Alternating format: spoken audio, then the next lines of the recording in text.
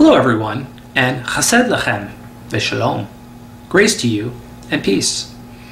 This is part 3 in my series on Habrit HaChadashah B'Lashon Ivrit, the New Testament in Hebrew. And today I'm going to break this study up into 2 videos, part 3a and part 3b. So today we're going to take a look at 3 verses in HaBischa al Pi Yochanan, the Gospel of John, Perek Gimel, chapter 3, where Yeshua is speaking with Nakdemon, Nicodemus, who is introduced in verse 1 as follows. Ubapchoshim ish Nakdemon shemo, Kitzin HaYehudim. A man of the Pharisees whose name was Nakdemon, Nicodemus, a ruler of the Jews. So let's take a look at verses 13 through 15,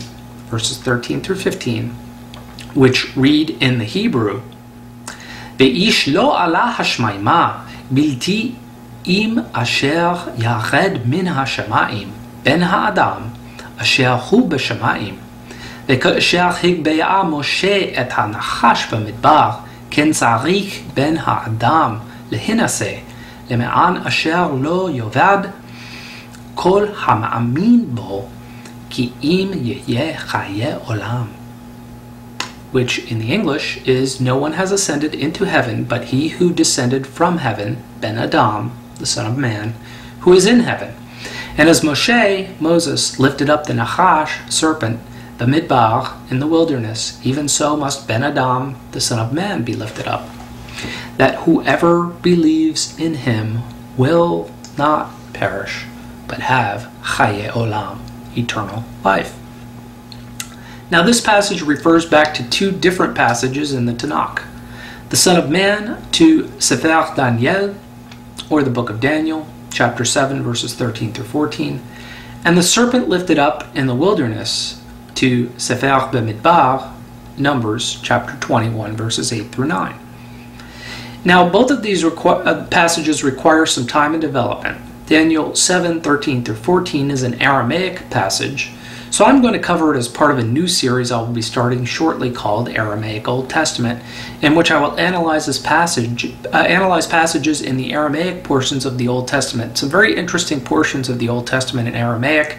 You've got Nebuchadnezzar, you've got Darius, you've got Belshazzar, you've got Daniel in the lion's den. You've got some very interesting passages in the Aramaic portions of the Old Testament, so that should be very interesting.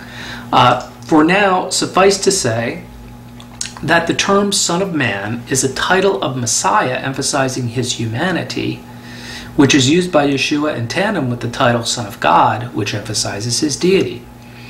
So let's take a look at Sefer B'Midbar Perek Kaf Aleph, Numbers chapter 21.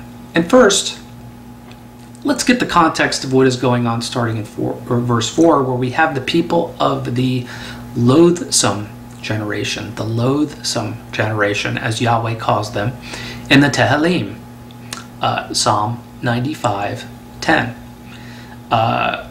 And the people are wandering B'Midbar in the wilderness, Numbers 21:4. Then they set out from Mount Hor by the way of Yam Suf, the Red Sea, to go around Eretz Edom, the land of Edom, and the people became impatient because of the journey. The people spoke against Elohim, God, and Moshe, Moses. Why have you brought us up out of Mitzrayim, Egypt, to die B'Midbar, in the wilderness? For there is no food and no water, and we loathe this miserable food.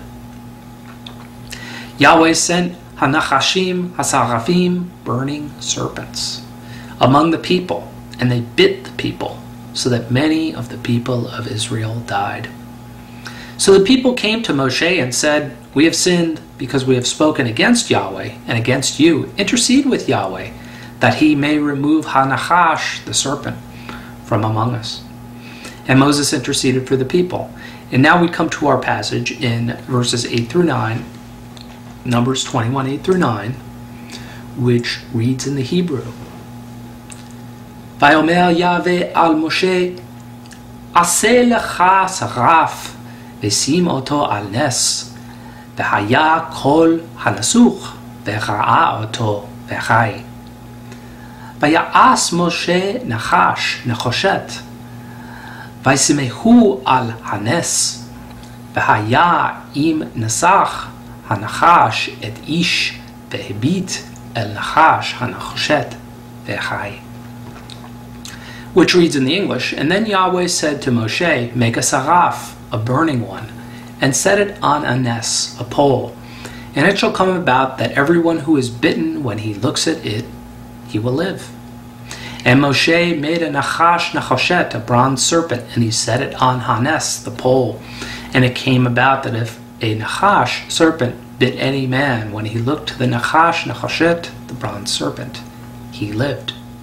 Now, there are two levels of interpretation of how the Son of Man being lifted up relates to the serpent being lifted up in the wilderness, as stated by Yeshua in our passage in Yochanan Parak Gimel, John chapter 3.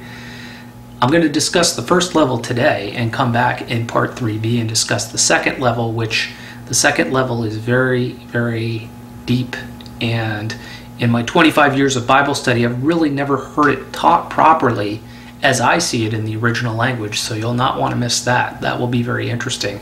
But that will take some time to develop, and I don't want to make this video too long, so we'll cover that in the next one. So we'll talk about the first level of interpretation today, which is that the people in the wilderness had no faith in Yahweh, as evidenced by their complaining.